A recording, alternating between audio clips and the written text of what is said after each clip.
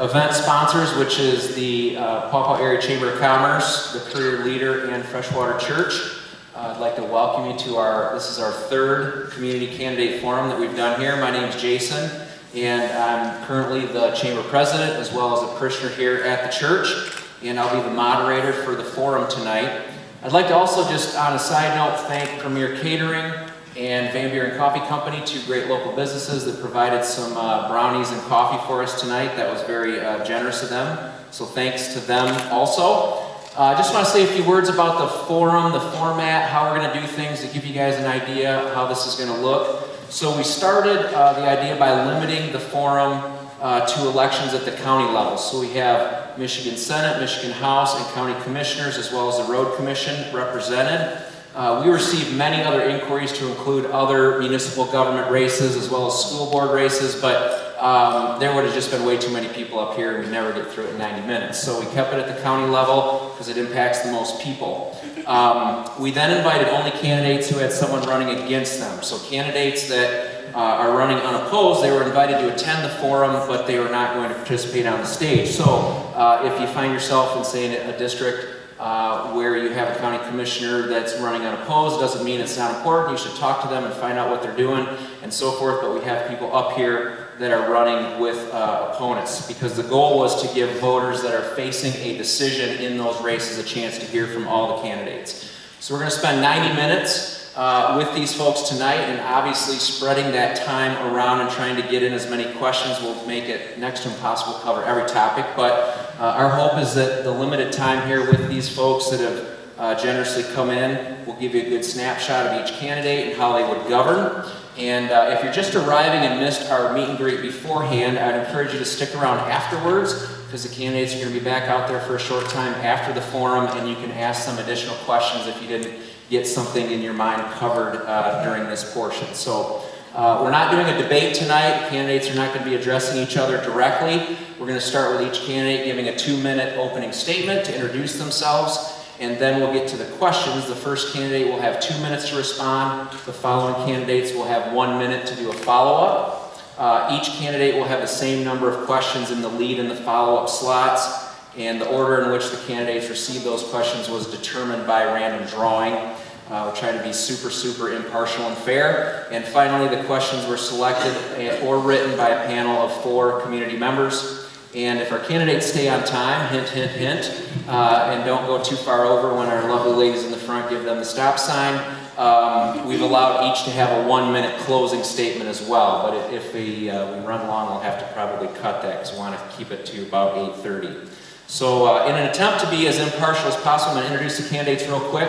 The candidates are seated left to right and listed on the slides in the order that they will appear on the ballot. So that's super impartial as well. So we're starting with the Michigan Senate. We have Eric Nesbitt, and if you want to just wave or something, but Garnett Lewis, Erwin Haas, and Robert Alway. And then running for the Michigan House, 66th District, Beth Griffin, Dan Seibert. And for our candidates for County Commission, this got a little kooky today because we had a couple people that had some things come up they couldn't come, but the 2 races that we have opponents running against each other would be District 5, represented by, running for that, Bill Webster, and Randall Pete was unable to attend tonight. And then in District 6, we have Don Hanson and Kerry Giffen. His opponent was also unable to attend. Both of them submitted written statements that I'll be reading during their opening part, so you'll kind of hear from them vicariously through me. I do want to mention, though, that I noticed a few other county commissioners here tonight. Even though they're running unopposed, they're going to be out in the meet and greet area, so if you happen to know what district you live in, I'd encourage you to talk to them and just do a quick wave. Paul Shinkariel, District 7, I believe, and I think I saw Kurt Doro here, District 2. Are there any other commissioners that I didn't catch out there that are here just to say hi to everyone? Oh, okay, Mike Chappell from Hartford. Okay, hey, cool. So that's how to work. And then finally, last but not least, we have Linnea Rader here on behalf of the Van Buren County Road Commission. Midway through our questioning, she's going to give a 3-minute presentation on the road millage that's on the ballot for everybody countywide. So, everybody ready? That's kind of how we're doing things. Let's get started. I'm going to hand the mic to our first candidate, Eric Nesbitt, and he's going to start with opening statements. Thanks, Pastor Ball. Appreciate the opportunity to be here. Thank you, Freshwater Church, for hosting us tonight, and thank you for the residents of Van Buren County being out here. As you guys know, I'm Eric Nesbitt. Running for the state senate. The state senate seat's open because our state senator Tanya Shoemaker's term limited out. The district's all of Van Buren County, Allegan, and that goes up to Gaines and Kentwood. As you know, I'm from the Lawton area. Grew up south of Lawton on a 6th generation dairy and grape farm. So I know something about hard work. Worked my way through Hillsdale College after I graduated from Lawton, same public school that my brothers and dad and grandfather graduated from. Worked a few years, did a master's in international business. I worked for a taxpayer advocacy group for a while, fought for lower taxes, more open and transparent government. And then also worked on 2 different bipartisan congressional caucuses. I was the lead Republican staff person on both, one concentrating on increasing the number of manufacturing jobs here in the U.S., and the other lessening our dependency on foreign oil. 2010, after the lost decade, I decided it was time to run, and during the lost decade, decided it was time to step up. Tired of waving goodbye to my generation as they were leaving the state. So I decided to run for the state house, served 6 years as your state representative in Lansing, worked to balance budgets, pay down debt, repeal the old burdens of Michigan business tax, and concentrate on growing jobs. And I think we've come a long way over the last 8 years. Paid down about $20 billion of long-term liability debt, repealed about 2,300 burdensome regulations, and you see over 550,000 new private sector jobs created in the state. Been out of office for about 1.5 years, and after a lot of prayer with my wife over the last winter months, decided it was time to run. Need to concentrate on continue to balance our budgets, pay down debt, prioritize education, our public schools, law enforcement, and our roads. So it's a little about my history and background, what I want to do. Thanks, Eric.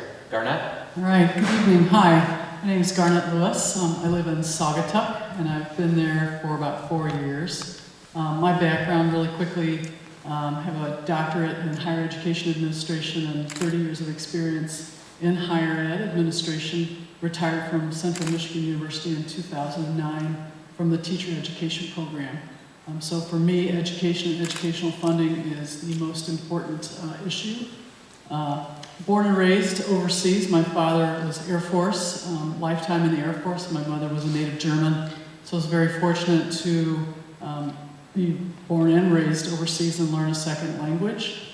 Graduated from high school, went to school in Cape Town, Kaiser Slautern American High School, and before the high school was built at Ramstein Air Force Base, but that's where my father was stationed at the end of his stay. Came to the States and started my collegiate career. Public ed person, graduated bachelor's, master's, and doctorate in higher ed, public higher ed institutions. Now I'm a resident of Saugatuck, as I mentioned, and became quite involved right off the get-go when I moved here. Joined the Planning Commission and the Board of Review, and now serve as the chair of the Planning Commission for the city of Saugatuck. I decided to run for office because I believe that people are very tired of the divisiveness and the tribalism that we're experiencing in this country. And I think we all agree that we are better than this. We have so much that needs to be accomplished in this country and in this state, and we continue to fight with one another and get absolutely nothing done. And it's time to set those differences aside and come to agreement with one another to solve problems for the good of all of our constituents. Thank you. Erwin? I'm Erwin Haas. I'm my publics. Thank you very much to the Freshwater Community Church and Jason. Been very helpful. I served in the public sphere with the U.S. Army. Did a tour as a flight surgeon in Vietnam. I was also elected as a city commissioner in Kentwood. I served for 4 years and did not run last year for re-election. I also made my living as a physician. I did infectious diseases in the West Michigan here. for 40 years. I'm married. My wife is Dr. Kitzsteiner. We have 3 kids, and all of them had to leave Michigan because there's simply no jobs for smart kids, basically. I have a master's in business administration. I served on the board of the Grand Valley Co-op Credit Union for 8 years. I understand money, I understand the scientific method, and I look at our government and I find an awful lot of rot. If it's not rotten, then it's sclerotic, it's got hardening of the arteries. A lot of this stuff needs to be questioned, it needs to be torn apart and put back together again so that it functions. No matter how much money you pour into the schools, or into the prison system, or into the roads, they're simply not going to do any good. These programs are mostly based on what we call social sciences, or the soft sciences. And these are not reproducible. They cannot be used to engineer human existence. And I intend to go out and ask the appropriate questions during hearings and make people accountable so that we're not spending our time and money on regulations. Thank you. Robert. Yeah, I'm Robert Aldley, Green Party candidate for the state senate. And I've lived in the city of Otsego now for 22 years. I was born in Kalamazoo in the Timbuktu, but that's neither here nor there. I spent the last 20 years of my career working for the Michigan Department of Environmental Quality as an environmental quality analyst. Part of those duties included being on the work groups that work both the State House and Senate on passing Clean Air Act legislation for the state of Michigan. Interesting to work with both parties because at that time there were no Greens elected and there still aren't. Maybe I can change that. So I've dealt with the legislature. I've been out in the field for many of those years doing compliance and enforcement for air pollution and learning all the ways of working with people where you've got an industry that's trying to make a living with people next door who would like to breathe, and learn the compromises, and some things are not really compromises when you find out that by reducing emissions you can actually help the company save money. So there are a lot of things of that nature that I've been experienced in. Part of the reason I'm running is because up in the Otsego and along the Kalamazoo River in Allegan County, there's a big remediation project going on for the Kalamazoo River that may take several decades to complete. So there's a lot of interest in that area. There are some other issues like PFAS that are upcoming. And throughout both counties, we have a lot of agriculture, and so we rely on our natural resources as part of that, and keeping those industries going. So basically that's my interest and what I would hope to do. Great. Thank you, Robert. Now we'll have the candidates for Michigan House do their opening statements. First is Beth. Hi, everyone. Thank you so much for coming tonight. My name is Beth Griffin, and I'm currently serving my first term as your state representative. So, first of all, I would just like to thank you all for coming. I would also like to thank Freshwater Church and the Chamber and the career leader for being partners in putting on a great forum. I think this is an excellent way to listen to you and for us to talk a little bit about what we've been doing and what our beliefs are and where we've been and where we think Michigan needs to go. So with that, I will give you a little bit of background about me personally. So I am a soccer mom now. I have an 8th and a 9th grader that are deep in the middle of travel soccer. So along with my job and balancing all of that, I've been traveling a lot with them when I can. I am still a strong presence out in the doors. When I'm not in Lansing, my favorite place to be is on your doorstep, knocking on your door. And the reason is because I get my priorities in Lansing from you. I get them from listening to your concerns, from listening to what keeps you up at night, and then I turn those things into my priorities, and that's how I fight for you in Lansing. But to give you just a brief overview of what I've been fighting for the last 2 years, I've been focusing on K-12 education and increase in road funding and infrastructure, Those are the two most important things that I hear at the doors, along with car insurance reform, another big one. And then also, I work on being fiscally responsible, because I believe if all of us, and including everyone in this room, has to balance their checkbook and be responsible, so should the state. Thank you. Hi, I'm Dan Seibert, and I'm also running for state representative. And thank you for coming, and thank you for having me here. So I get asked a lot this question about why I'm running and what makes me want to do this. And the truth is, I'm not entirely sure that I want to be a politician. I would probably actually prefer to be at home with my kids right now. But in the end, I'm worried about the quality of the education they're getting. I'm worried about the fact that we can't always trust our drinking water. I'm worried, I'm tired of the fact that we pay the nation's highest auto insurance. And frankly, I'm just getting tired of the fact that you really need to hire a lobbyist to be heard in Lansing these days. So my background is in engineering. I have an engineering degree, and I work as a systems engineer at Parago and Allegan. And when you're an engineer, you are trained to fix problems. So I look at Lansing, and I see a lot of partisan ideology, and I see a lot of lobbying, but I see a lot of problems not being solved. You know, what I see is policies that put polluters in control of the environment. I see policies that force senior citizens into nursing homes, while the Nursing Home Association brags about spending $700,000 in lobbying. I see billionaires in Detroit getting billion-dollar tax credits for developments that are projected to create no new permanent jobs. And these are policies that I truly believe are hurting the people of our state, and they're frankly they're wasting our tax dollars. So as to the question why I'm running, it's because I believe that we can do better, and the people of this district truly deserve better. Thank you. Thanks, Dan. Go ahead. Transition over to District 5, so Bill, lead us off with the opening statement. All right, thank you. I'm Bill Webster. I live in Paw Paw with my wife and two boys who attend Paw Paw Public Schools.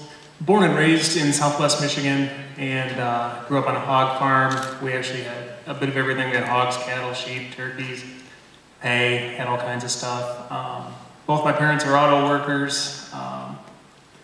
Put myself through school, worked a lot of summers at a car plant, and after college I didn't know what I wanted to be when I grew up, so ended up going to law school, which in hindsight I guess it was a okay idea. Still paying for it, so maybe it wasn't the best investment, but anyway. I spend my time helping my sons with school. I represent people that are typically underrepresented in our community. I represent disabled people. Most recently, and I help them get on Social Security disability after they paid into the system for decades. Help them cut through that red tape and deal with that bureaucratic mess, and hopefully at the end of the day I help some people out. I've been living in the Paw Paw community now for about 7 years. My wife and I found a piece of property where we built our home and we're raising our boys. I'm running for county commissioner because I'm trying to prove that this partisanship doesn't matter. I'm running as a Democrat. It says so right on the sign behind me. You know, that's Bill Webster, Democrat. That's what you know about me. I assume you're going to draw some conclusions about what I think or what I believe in. And I'm going to posit to you that none of those assumptions that you're going to make are necessarily accurate, nor do they matter when you're dealing with a board of commissioners. The board of commissioners is essentially the board of directors for the county. We're talking big picture, strategic guidance of the county. If you can do math, balance a checkbook, get along with people, even if they're on the other side of the aisle. Many of my best friends are Republicans, and as misguided as a lot of their ideas are, they love it when I say they have bad ideas, and we can go out and we can get along afterwards. Todd. Thank you. In his absence, Randall Pete asked me to read his statement, so this will serve as his opening statement. Dear friends and neighbors, as a candidate for Van Buren County Commissioner representing Paw Paw Township, Waverly Township, Antwerp Township, and Paw Paw Village, I'd like to introduce myself and ask for your vote on November 6th. I was raised in this district and spent most of my adult life as a resident. My wife Madeline and I have lived on our family farm in Paw Paw Township for the past 40 years, where we enjoy spending time with our children, their spouses, and our 5 grandchildren. In 1969, after completing 3 years in the Navy and serving in Vietnam, I co-founded a technology company in Kalamazoo. We employed over 500 people while providing financial, judicial, and property software to counties throughout the USA. Thus, I have a strong understanding of the needs of local governments. In 2008, while serving as the company chairman of the board, the company was sold and is now serving governments around the world. 28 years ago, Sam Halpert, the Paw Township supervisor, asked me to serve on the Planning Commission, in which I spent most of those years as chairman. I currently serve on the board of Connexus, a tri-county economic development group, as a business sector representative. The Board of Commissioners has also appointed me to the county's 911 Advisory Board and the county's Economic Development Corporation. Presently, I serve as chairman of both. Van Buren County will benefit from a proven leader who works to promote public safety, preparedness, and planning. My top priorities are supporting economic growth, promoting fiscal responsibility, and protecting our families. My experience in leadership, managing departments, preparing and overseeing budgets at a successful company, and on 4 local boards demonstrates my ability to serve as your commissioner. It would be an honor and privilege to earn your vote on Tuesday, November 6th. Ms. Randall, I'll go to District 6. Don, please. Good evening, ladies and gentlemen. I'm Donald A. Hanson, Van Buren County Commissioner for District 6. District 6 consists of Porter Township, Decatur Township, Decatur Village, Lawrence Township, Lawrence Village, and Hamilton Township. That's a total of 6 meetings a month. I attend at least 80% of those meetings, have very good communications with the elected officials and the residents. I live in Hamilton Township on a 120-acre farm with my girlfriend and wife, Sandra Hanson, who is also the Hamilton Township treasurer. We have 4 children, and we raised and harvested 45 acres of asparagus with our family, and I had to hire some neighborhood kids to help us. I graduated from Decatur High School, enlisted in the United States Navy when I was 17, served on a destroyer and as a second-class petty officer electronic technician, and have later attended an associate degree from Lake Michigan College in electronic technology. I have always worked full-time and farmed and held a part-time township or county office. As a county commissioner, I serve on Southwestern Michigan Commission, which is Berrien, Cass, and Van Buren. I am the chairman. I serve on the Area on Aging, which is Berrien, Van Buren, and Cass, and I am the vice chair. And Van Buren County and Cass combined health department, I am the vice chair and alternate to be chairman next year. It has a state-of-the-art dental program, serving over 25,000 patients, and most are Medicaid patients. I enjoy serving as a county commissioner and connecting with the people to the agencies to assist them. That's why I'm running for county commissioner. Thank you. Thank you, Don. I'll have you pass the mic back this way. Linnea, now that we don't care about your background and your family, but we're not voting for you specifically, so we'll get back to you, though, I promise. As the mic's coming this way, I'm going to read the statement submitted by Carrie Giffen, who's running against Don in District 6. Dear friends, my name is Carrie Giffen, and I own a small farm outside of Lawrence. I'm a technical writer, a farmer, and a mom. I know what it's like to be a single parent living paycheck to paycheck, and I am running for county commissioner to give a voice to the working people of Van Buren County. Local government should be accessible to everyone. Most people of working age are at jobs from 3 to 5 on Tuesdays when the commission meets, and consequently the commissioners tend to be retired, wealthy, or self-employed. But that doesn't describe most of the U.S., the citizens of Van Buren County, and there is only one woman on the 7-member board. I think that with some younger and more diverse voices on the Board of Commissioners, we'll have a better chance of coming up with new creative ideas to solve our problems and make Van Buren County an even better place for all of us. My priorities for Van Buren County are to work on ways to bring broadband internet and improve cell phone service to rural areas, prioritize affordable housing and comprehensive countywide senior services, improve the transparency and accessibility of county government, safeguard our clean water and wildlife, develop programs that give struggling residents a leg up, and make better use of our hard-earned tax dollars to benefit all of us. Thank you for taking time to be an informed voter, and please do vote even if it's not for me. All right. So, great job. Good news is we're on time. That's the hard part. So now it's going to pick up the pace a little bit. We're going to go to questions. We're starting with the state senate race. And first question goes to Robert Alway for the 2-minute portion. And here's your question. How have you personally contributed to your community outside your profession? All right. Well, currently, I'm on the Otsego City Planning Commission, so I have been working on that for the last 11 years. That's one of the community things I've been doing.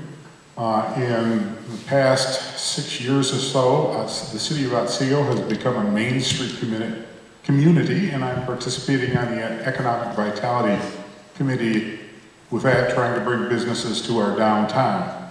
So those are a couple of things I have been doing that contribute to my local community, and on a more general basis, I've contributed scholarship money to the National Association of Rocketry for teenagers to do research and development projects, things of that nature. Just trying to think of the various things I've done besides that.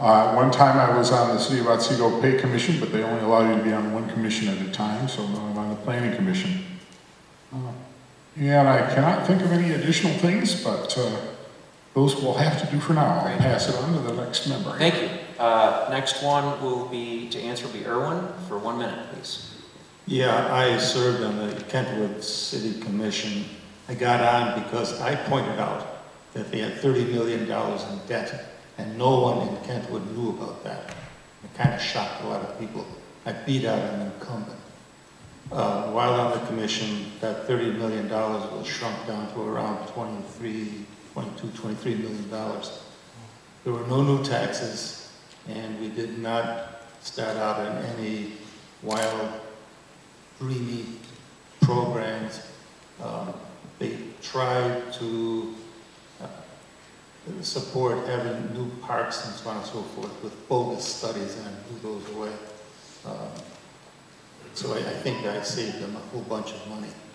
And I think I'll pass it on to Garnet. Okay, thank you. Actually, the random drawing went to Eric first, so then we'll go back to Garnet. 1 minute, Eric. Well, thanks, Pastor. And also thank you everybody for coming out tonight. It's always impressive for folks to be involved in the community. I'm treasurer of our Lawton Alumni Association. We work to provide scholarships for folks graduating from Lawton community schools. I've always been active in the community, volunteering for different organizations. When I was in the State House, I tried to be accessible and accountable. Also a member of Ducks Unlimited, Friends of the Van Buren County District Library, South Haven Steelheaders, Van Buren County Farm Bureau, South Haven Chamber of Commerce, Van Buren Right to Life, and I'm also on the Van Buren County Republican Executive Committee. Very good. As I mentioned, I joined the Planning Commission in the city of Saugatuck in 2015 and became the chair the next year. I also joined the Board of Review in the city of Saugatuck in 2015. In addition, in my immediate community of Saugatuck, I participated in our police services study. We transitioned from a combined police services of Douglas and Saugatuck to a contract with the Allegan County Sheriff. I finished up an 8-year term as a member of the Board of Trustees at Northern Michigan University, and in addition, have been a deliverer of Meals on Wheels for at least 15 years. Did so in Saginaw every week down in the city of Saginaw and BV, and since coming here, I've picked it up as well. Thank you. Okay, thank you for your first answer to that question. Go ahead and hang on to the mic because you get the first one of the next question. So this was mentioned a few times by several people, a little more specific question. As our infrastructure ages, how do we get out in front of this issue to protect our citizens from larger problems like water contamination or a larger water crisis? Okay. Well, that's, if there was ever a first piece of bipartisan legislation, it would be safe, clean water. And that would be my first goal when elected as state senator, to reach across the aisle and work with colleagues, regardless of party, to introduce legislation to begin to address the PFAS issue and the other contaminants in our water. A lot of folks will ask how we plan to fund this, and I think we need to seriously take up Governor Snyder on his recommendation to fully fund an infrastructure bank, put the money into that out of the general fund, so that we can pay for not only water and sewer repairs and upgrades, but also road repair and upgrades as well. Because if you don't know, we have $4 billion that would be needed each year for decades to fully fund the repair of all of our roads in the state of Michigan. And the only way we can do that is either through an infrastructure bank or public-private partnerships. Thank you. Pass it down to Robert. He's the second to respond. Robert, you have 1 minute. Alrighty. There are a number of things with infrastructure. I think we talked about clean water, that's an important thing. Waste treatment plants are another. Particularly the wastewater treatment plants are very expensive operations that require maintenance. I know in the city of Otsego right now, they're busy upgrading the system. They've been very careful with the old one, but it's been around many decades. So those are the sort of costs that are borne by water bills that you may pay to a city if you live in a city. If you live in a rural area, then you're talking about your own well and septic systems. So those are of a great deal of concern. Waste treatment plants are often paid for partly by federal funds. Other things are the highways. Right now we have our road taxes, which are a fair way of doing it, but as we electrify our highways, we may have to look for other sources of funds to keep our highways maintained. Alrighty. Erwin?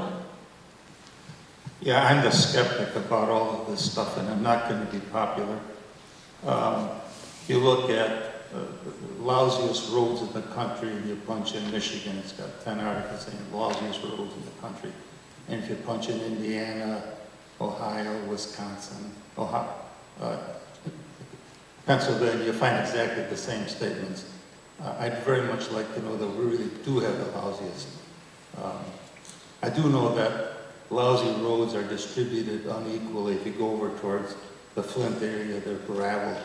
In Kentwood, they're very high quality indeed. I'm not sure that I want to pay for political choices that were made in Flint decades ago and bail those guys out. The PFAS problem, I've been researching that. There is no really good scientific data that shows that that stuff really is all that toxic. And there was. Thank you, Robert. Goes to Eric. Down this way. Oh, sorry. Eric gets the last response on that. 1 minute, Eric. Thanks, Pastor. Infrastructure is a huge issue. It's a huge topic too, from roads and bridges to water and wastewater infrastructure to broadband development to natural gas expansion. So I mean, it's kind of a wide area. Starting off with roads and bridges, a few years ago, for the last 20 years, the state's been spending about $3.5 billion on roads and bridges. I supported a plan a few years ago that would expand it, to $4.8 billion a year by 2021. We're going to spend about $4.3 billion this year, so there is more revenue that's coming in and a little bit more spending that's going out. Overall, on infrastructure, if you don't have a healthy economy, you don't have the money to invest and grow in terms of our infrastructure. And it's something over the last several years we've been working to improve the economy. And we need to continue to partner with our local communities to make sure we have clean drinking water. Thank you. Send all the way down to Dan. We'll move to the Michigan House race. A couple questions for these candidates, starting with Dan. You get the first one. What do you think is the biggest problem facing our state today, and how would you address it if elected? It's kind of hard to pick just one, but I think there is one issue that kind of ties many of the problems our state faces together, and that is the corrupting influence of money in our political system. You can look at its impact. We pay ridiculously high auto insurance rates, yet the influence of lobbyists is clear in the reform packages that we've seen. Because we carve out so much corporate welfare and tax breaks, that hits the general fund. So that money coming out of the general fund, then that takes money out of our infrastructure, that takes money out of our schools. So I know it's kind of a big picture item, but I think it is the item that results in so much bad policy for our state. So what can we do about it? Well, it begins with providing an open and transparent, honest government, which is something that Michigan ranks last in the nation at. We are the only state in the nation that the Freedom of Information Act does not apply to the governor and the legislature. We are only one of only 2 states that don't require financial disclosures from our elected officials. And we actually are actively moving backwards in terms of campaign finances. We have opened the floodgates to dark money in Michigan politics last year. So we need to, like I said, expand FOIA, financial disclosures, and require full and transparent disclosures in political spending. 1 minute. Thank you. So I truly believe that the biggest issue facing our state right now has to do with looking out 5-10 years and asking yourself, as well as I'm asking myself, which direction do we want to go as a state? I believe we're on a great path. We've been fiscally responsible. People that moved away 10 years ago are moving back. We have given, as a legislature, tools to the state to be competitive in the region for jobs. And the bottom line is, no matter how big or small your towns are, if we don't have jobs there, people are going to move away. And one of the most important things that I learned as a candidate 2 years ago, going door to door, talking to my friends, was you have to have jobs. The economic development of our Southwest Michigan depends on the state, so I'll do everything I can to help bring more jobs to this area. Thanks. Great. Go ahead and hang on to that. You get the first question this time. Very appropriate. I think both of you talked about this issue in your opening remarks or the answers that you just gave. So, it was no surprise to all of us out here. Michigan has had the highest auto insurance rates for quite some time. It's been talked about a lot, but we would like to know, what do you propose specifically to do about that high cost of insurance?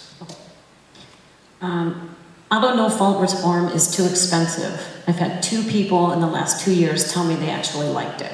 Everyone else says it's too expensive for me. So even though I do not sit on the insurance committee, this has been a major focus of mine because it's been a focus of yours. So here's what I've learned.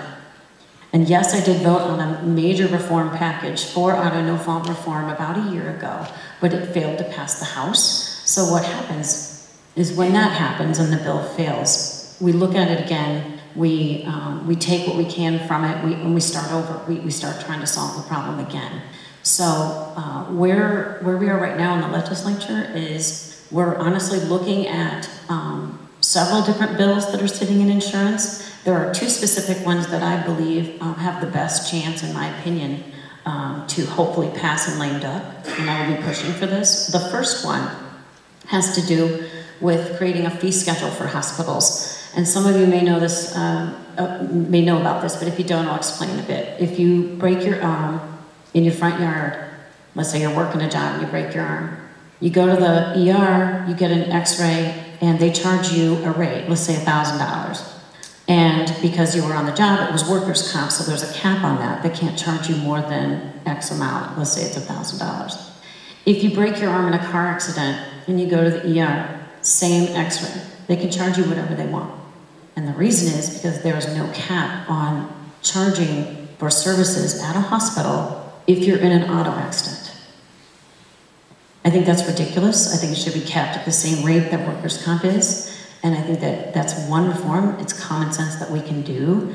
The other is bringing choice into the equation so that if, with your budget, you don't want unlimited, you can choose a lesser degree of coverage. Those are 2 bills that are in insurance, and I will vote on them if given a chance. Thank you. Thanks, Beth. Dan, same question, 1 minute. It's hard to answer auto insurance in a minute. I know. So I'd just like to point out that the bill that was voted on and failed in the House it accomplished lower costs by transferring up to $150 million a year from auto insurance companies onto the backs of taxpayers by putting people onto Medicaid. But I also support a fair cap on medical charges for auto insurance victims. And Michigan is one of 10 states in the nation without a dedicated insurance anti-fraud agency, so I support creation of one that has the powers to investigate both fraudulent claims and the insurers, because we've seen a 236% increase over the last 20 years in bad faith or in insurance claim denials. And finally, we need to open up the catastrophic claims fund and subject it to FOIA so we can have an honest discussion about the unlimited medical coverage. Thank you, Dan. Go ahead and pass the mic to Bill. We'll move to County Commission race, District 5. Bill will be the only one answering questions on behalf of that race. Same with Don. Just to keep it interesting, we'll alternate. So I'm going to give one question to you, then Don, and then we'll go back and forth one time. So I have trouble understanding. Sometimes you're talking a little too fast, so I'd like to have okay, slow and clear. So I'm going to ask you both a question, alternating. Bill first, then you, then back and forth, and you get 2 minutes each question because there's no follow-up to that. So, starting with Bill, if elected, what things would you seek to change or improve as a county commissioner, either within the commission itself or out in the county? Well, the first thing I would do is remember that each of the people up here that's putting themselves out to serve their community, they're human beings. The news media, politicians, lobbyists, they want to paint us with different colored brushes, okay? So that when we label each other, we automatically hate half the people we encounter, okay? I want to set a decent example for my children as to how you can reasonably and rationally disagree with somebody. Sit on a board where your overall goal is to better your community. Maybe have some vigorous disagreements, but at the end of the day, shake hands, go out, maybe have a drink, and go and understand that while each of you may have a different idea as to what the betterment of your community looks like, at the end of the day, recognizing that when somebody's running for something like county commissioner, we ain't in it for the money. We ain't in it for fame. We're not looking for power and glory and all that. We legitimately are trying to better our communities. And I think if you understand that, even if somebody is completely opposite you on the political spectrum, you should understand and appreciate that that's what they're trying to accomplish. And I think that we can do that. Now, one of the issues that we have right now is because of that divisiveness that is on the national or the state level, we have a county commission right now that is pretty uniform or homogeneous. The board itself doesn't necessarily reflect what the actual community looks like. The board is overwhelmingly Republican, and I don't think that that's an accurate representation if you look statistically at voting records, what this county actually looks like. And I'm looking to change that. Thank you. Thank you, Bill. Okay, Don. Yes. Question for you. Most people don't know that our county commissioners oversee an annual budget in excess of $20 million. That comes as a surprise to a lot of people. And with the loss of tax revenue in recent years, largely from Palisades, what adjustments do you think the county commission needs to make to continue providing services and stay on budget? Well, $20 million, you mean to continue the services that we do is what you're asking? Just as tax revenue has shrunk, how does the county commission continue to provide good services and stay on budget?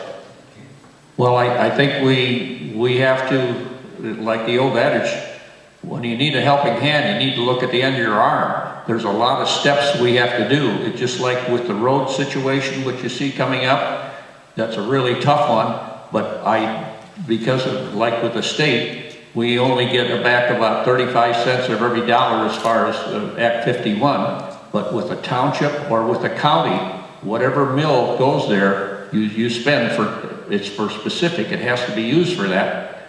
It's a dollar what you get taxed, and it's a dollar what goes into the road. So it's the best value by letting the local townships and the county handle the roads because it doesn't get done. If you think that we're going to get a lot of money from the state or the federal government, that's just a fairy tale. We have to help the roads ourselves, and it's very expensive, and we just need this cooperation.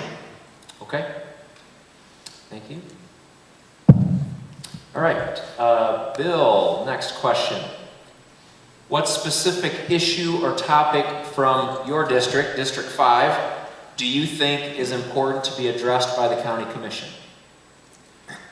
Well, the specific issue I hear the most about has absolutely nothing to do with the county commission. It has to do with the school board issue, and I'm sure a lot of people would like to hear about that, but that plays into what my overarching issue is. It deals with that school mascot issue, and it's ongoing, and it's going to be ongoing for years and years, because what happens is people tend to identify with an issue. They pick a side. And then instead of listening to the other side to see if it's a better idea or if they can make an improvement upon that idea, they look to defend their own position and look to attack the other side's position. And one thing I learned serving on boards, I'm on the Head Start board, is if you go into a situation where you're collaborating with other people, you should go in with a mindset that you're gonna be convinced to change your mind. And I think that if you have that mindset, instead of being defensive over a position that you've entrenched yourself in, or a worldview that you yourself have brought to the table, it'll help the organization as a whole move forward. I mean, there's a reason why we have boards. Instead of having groupthink, where everybody is just a yes man or a yes woman, and you all have the same worldview, if you go and join a board that has diverse opinions, you're going to move yourself forward, because the individual members of that board bring their own diverse set of values, their own diverse sets of educational backgrounds and personal histories. And if everybody can be open-minded and look to be convinced, it'll help, the constituency that you're trying to serve. And I think what we're trying to do in our political system right now is we're trying to defend our position no matter what. And we see that all over the place. Thank you. Thank you, Bill. Okay, Don, second question. What are some challenges facing Van Buren County that you believe the county commission has the ability to help solve, and how would it do so? Okay, well, one is our new culvert generating legal fees. We're spending close to $1 million on that. As far as there's a possibility, I don't know whether the commissioners can do this. We have to make wise choices, and when we do this spending that we're doing, I think it's going to be, we'll either know within, hopefully within 6 months, we'll know how that's going to be decided, but then the company could just go ahead and do a lot more appeals, so I don't know if that's going to be the end of it. And with new culvert generating, the nuclear power plant retiring by the 2022, that's going to cost us about $900,000 a year. I think what we have to do is to just cooperate with the townships and be as open as possible, and there's going to be some major challenges. One of the things I can, is for an example, is our health department, which is Van Buren and Cass. What they have done, they have a very high technology on the dental department. They have 25,000 dental clients, and they're mostly Medicaid people. And but the reason it's difficult to serve Medicaid people for dentistry is they only pay about 1/3 the cost. Our director, Jeff Elliott, has an agreement with the state that we send in that, it's called DAPP, I think. They send in that 1/3, they send in that Medicaid money. They get 2/3 back from the state, and we're still 1/3 short, but the federal government has a plan that new dental students that owe about $150,000 to $200,000 debt, they will relieve $35,000 a year if you work in a depressed area, and we are considered a depressed area. And so we get them signed up, and they pay the $35,000, and with the 2/3 pay, we make it work. Okay, thank you, time. Hey, I just want to say kudos to the candidates. We're halfway through the question part, and we are on time. So it looks like we're going to do opening statements. Everybody sticks to their guns. So we're going to take a kind of a pause from the question thing. We're going to have Linnea Rader do a presentation on the ballot proposal for the Road Commission. Thank you for allowing us to be here to speak about the road proposal that's on the ballot.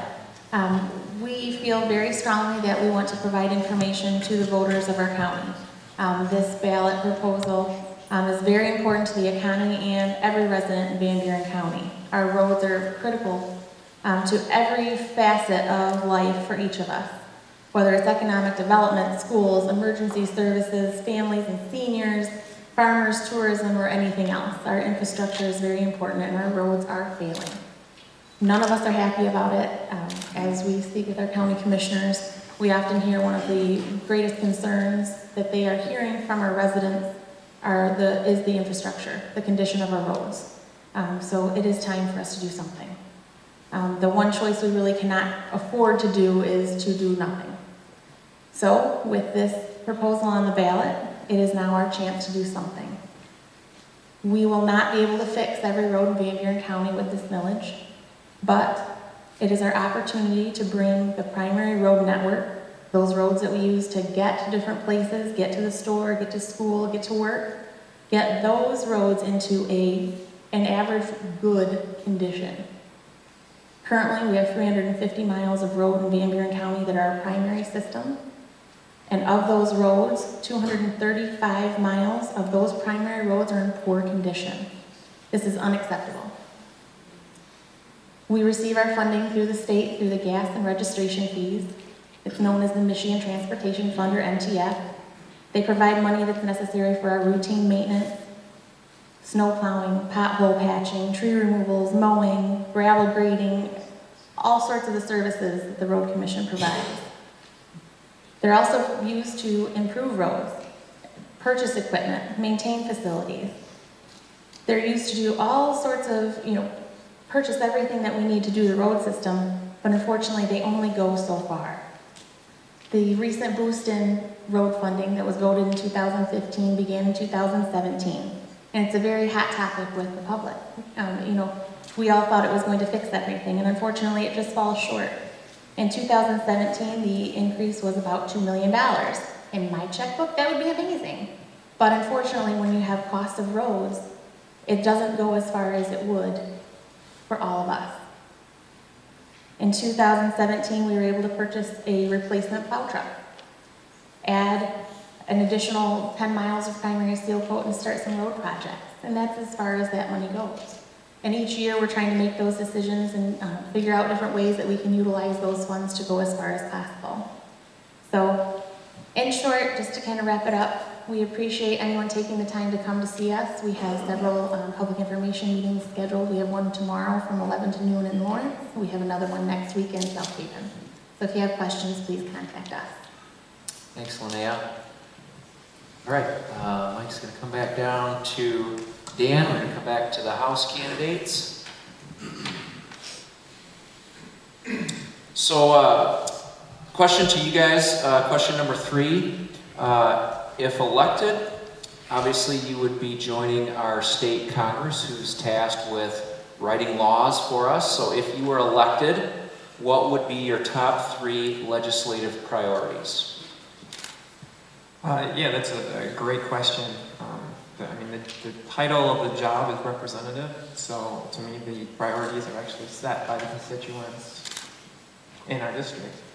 So the top issues that I hear from when I talk to voters are, number 1, reducing auto insurance rates that are 136% above the national average. Number 2 is fixing infrastructure that in the National Infrastructure Report Card grades as a D+. And number 3 is strengthening our public education system. Our Michigan 4th graders rank 35th in the nation. We're the worst in the Midwest. And to me, there is no better investment in our communities and in our state than education, because children truly are the future. Thank you. Beth, same question, 1 minute. So I think I would start by reflecting just a bit on a conversation I had recently with our sheriff, and this has to do with school safety. It's a great concern to all of us. I know that as a parent and as a legislator, I want all kids to be safe. Something that I'm going to pursue and look at is potential sources of funding to put a school resource officer into every school in Van Buren County. I'm going to try really hard to do that. It's a tough ask of K-12 ed budget dollars, but I truly think it's worth it. And talking to parents, talking to law enforcement, I think it's worth it. So that'll be something I look into and pursue in the next term if I'm reelected. The second is to increase road funding. That's not a new bill, but that's just an obvious focus for all of us. So, thank you. Okay, thanks, Beth. Hold on to the mic. Second question for you guys. We know money doesn't solve every problem, but if we were able to provide additional funding for education, where or how would you apply it?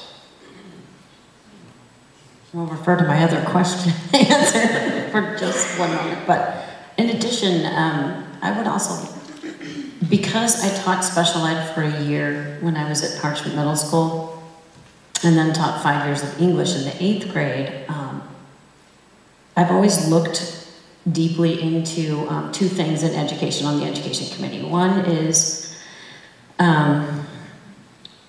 third grade literacy reading, the bill, how we measure that, what we need to do to improve test scores. And the second thing is how special ed funding works. It's complicated, but I think there's some improvements that need to be done there, and potentially we can improve on it. So that might be a little bit vague, but I'm keying in on the special ed funding, I think, for that one. Yeah. You have more time if you want to say anything else. Okay, that's it. Okay. All right. Dan, same question. No, this is also a great question because it recognizes the fact that money doesn't solve everything. There's a lot of problems outside the classroom that impact a student's ability to learn. But if there were extra resources available, I would like to see more resources dedicated to early childhood education and literacy. I'd like to see universal pre-K and the Great Start program fully funded for the whole state. I would also like to see additional STEM technologies in the classroom.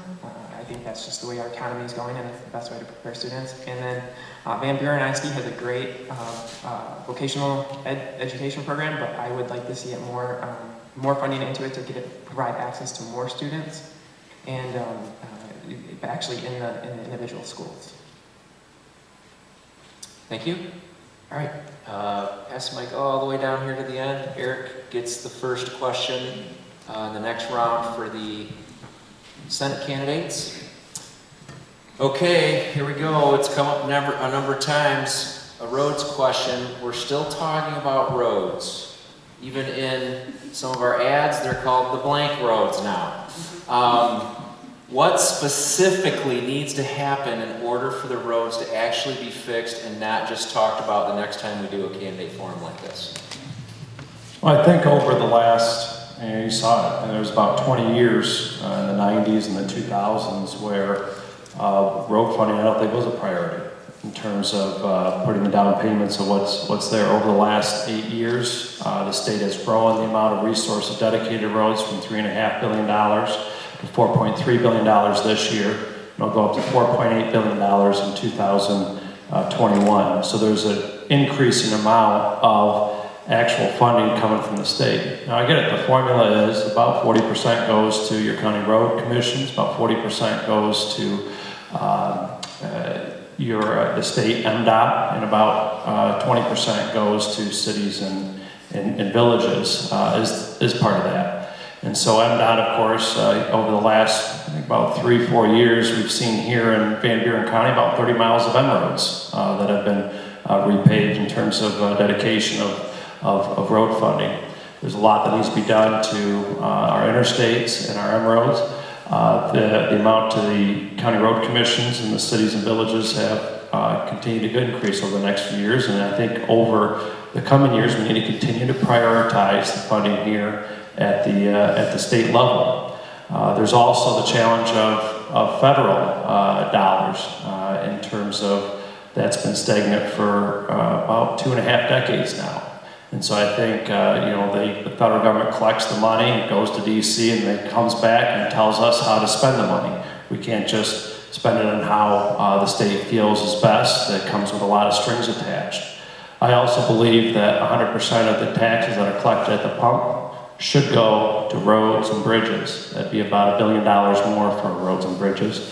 and also stronger warranties and stronger commitments from our contractors need to happen. Garnett? Well, I referred to this kind of in the first question that you asked me, but we need to recognize that the bill will be due $4 billion a year, as I mentioned, for decades. And the way in which we do that is an infrastructure bank fully funded. The 21st Century Infrastructure Commission has recommended this, and Governor Snyder has actually proposed $165 million in general fund dollars to be put into that bank, but the legislature just funded it with $5 million this year. So the legislature needs to step up and pass the bills to create this infrastructure bank, and if not, then we need to go to the voters to pass a bond. Thank you. Skip Irwin down to Robert. Yeah, I think it's very well presented by the County Road Commission. Roads are very expensive. Currently, much of the funding comes from gasoline taxes, and that's probably where a lot of it will continue to come from, and that may be what has to go up to cover the costs of roads. And of course, we're finding out that it comes from other sources like property taxes to cover it. So near term, that's basically what's going to have to happen to come up with funding. I always like to look at the federal government or some other place and hope they'll bring us some money. That just doesn't seem to happen. I will say we are going to have to look at other sources over time. Electric cars are an oddity right now, but it's very clear they're going to come along, and we're not going to be getting the gasoline tax money for roads that way. So we're just going to have to take a look long term at how we're going to achieve funding to continue to maintain the roads. As usual, I'm a skeptic. There is a way of grading the roads, and it's done all the time. There's a truck that goes around and it looks at the surface and it tells you how many cracks and how many potholes are there. And it's called the PASAR score. Turns out that Kentwood, as an example, had a PASAR score that was 1 point higher than anybody around us. Yet our mayor was so cheerful when we were going to be given $2.5 million because of this gasoline and diesel tax, until I pointed out that they were going to drain $4 million out of Kentwood. And I would guess that the same kind of phenomenon is occurring out here in Allegan and Van Buren counties. It doesn't change across borders. Here in West Michigan, we're being led to pay for other people's neglects. Okay, go ahead and hold on to that. You get the first question of the last question for the Senate candidates. And that question is, what unique skills or approach would you bring to this office that would make you the best candidate for our Senate district? Systemic doubt, systemic questioning. I don't take nonsense for an answer. I looked into the alleged poisoning of lead poisoning in Flint. There was no poisoning. There was some exposure to lead. It's unfortunate, but nothing happened. This whole PFAS business is based on some very shaky science. I don't know where they're going to, why the newspapers keep on reporting this could cause cancer, this could cause ulcerative colitis, this could cause blah, blah, blah. Because the original articles just are very thin. I mean, these studies were done with huge amounts of money in the wrong places. I mean, and it was done in Appalachia, where the lifespan is very much shorter than it is here in Michigan. I don't know that the PFAS and all the C8s are likely to cause us problems here. No one else questions that. All the other politicians, they'll say, oh, yes, yes. And they'll defer to some, quote, scientist who doesn't know any more than that doorknob out there. I can ask questions. I also made videos in Kent County. I showed them on the public access television station. I probably made 100 shows. I will video all of my little questions, have my staff load those up and put them onto YouTube, and you can watch your city commissioner destroy people who are going to charge you extra money and impose all sorts of regulations that cannot be backed up with any scientific evidence. Thank you. Eric, same question, 1 minute. Thanks. My grandma always told me you have 2 years and 1 mouth for a reason, do twice as much listening as you do talking, and I think that's a lesson to be learned in politics. I have a history of being accountable and accessible here in Van Buren County. I always held, round robins of coffee hours, of being out in the community, of trying to listen as much as I can and working in this community. I continue to, I think as a middle of 5 kids, I think I was just naturally predisposed to try to work out the best possible way of moving our state forward. I'm going to work to continue to defend our comeback. We've come a long ways over the last 8 years, and I think as somebody who's served in leadership positions, chairing a major committee such as energy, being the majority floor leader in the State House, I think my experience will serve Van Buren County in West Michigan very well as we try to represent our values up in Lansing. All right. As I mentioned earlier, I have 30 years of experience in higher education administration and have supervised upwards of 20-plus professional staff and managed and balanced a multi-million-dollar budget in the university setting. I also have 15 years experience as a small business owner, small commercial real estate investor, and have been the business manager for that company. And as I mentioned, I've also been involved with the Planning Commission, so I have a good understanding of local issues when it comes to planning, and also tax issues when it comes to board review. But lastly, I started in 2011, I started a group called the Henry Marsh Institute for Public Policy, which is a nonpartisan institute to bring individuals of different political persuasions together to come to agreement on policy issues that affect their community. And that would be the approach that I would take to the role of state senator. Thank you. Yeah, unique skills. I've been an environmental quality analyst, as I've mentioned. I have a degree in chemistry, so I'm aware of a lot of the technical issues that may happen, which in the confusing world of law and technical often don't mesh very well. Had experience with that. I've worked on a city planning commission for 11 years, and so dealt with things dealing with business and industry, as well as on our local economic vitality committee, where I've been working with businesses to try and get them into a downtown, so I understand that part of it. In my enforcement work, I've dealt with both businesses who are trying to make a living and people who are next door to them trying to live. So I have worked with diverse groups and expect I can do just as well in the state senate. Thank you. Okay, thank you. Great.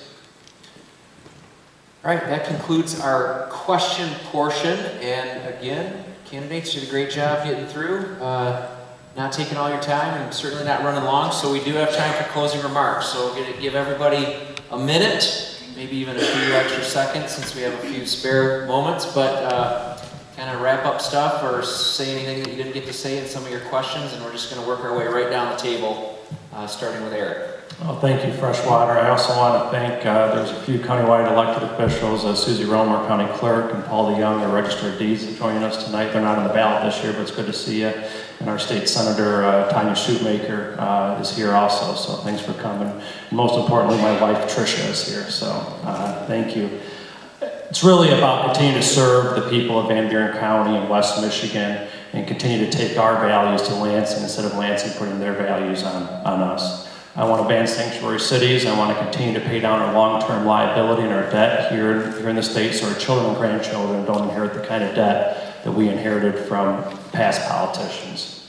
I want to prioritize spending, continue to prioritize our spending for education, law enforcement, and our roads. I want to protect our constitutional rights, and I want to work to continue to provide opportunities for our high school students to create pathways, whether it's higher education, early college, or whether it's creating career paths such as vocational education.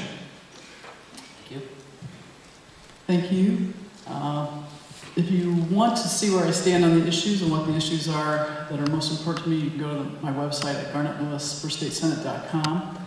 It will come as no surprise that as an educator, educational funding is my number one issue, and that's where my focus will be, to make sure that we have the appropriate funding in our schools, both pre-K, K through 12, and post-secondary end, so that our students get the education that they need, and that our business leaders get the talent that they deserve, and that our students stay here, graduate here, invest in their community here, and retire here.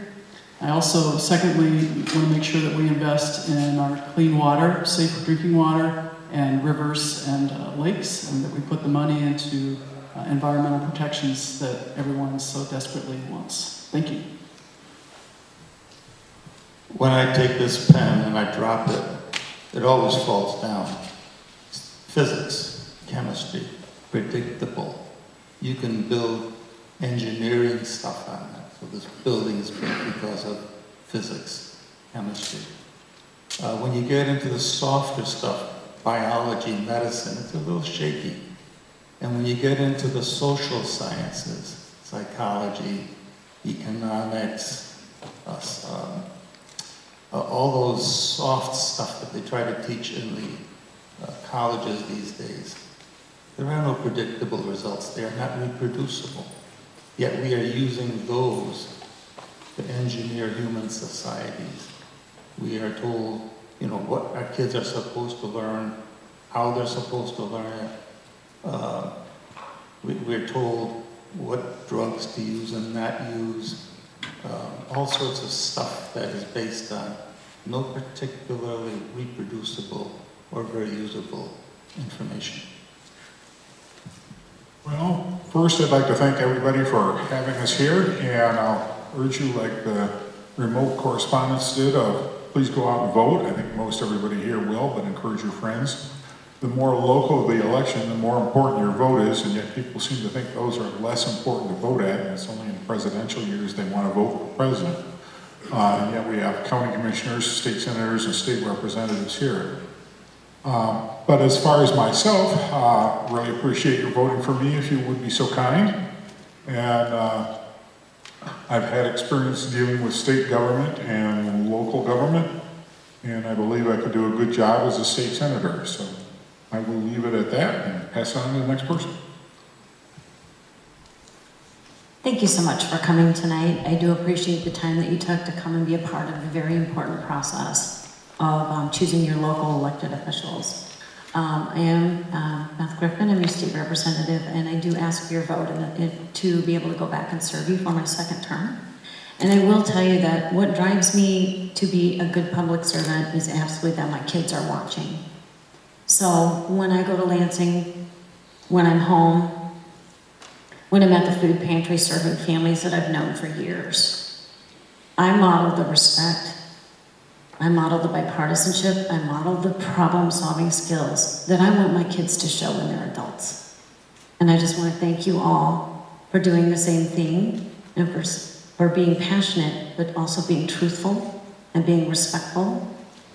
And please do visit my website, votebethgriffin.com, for more detail on issues if there's something that you didn't hear tonight, or please give me a call or see me after.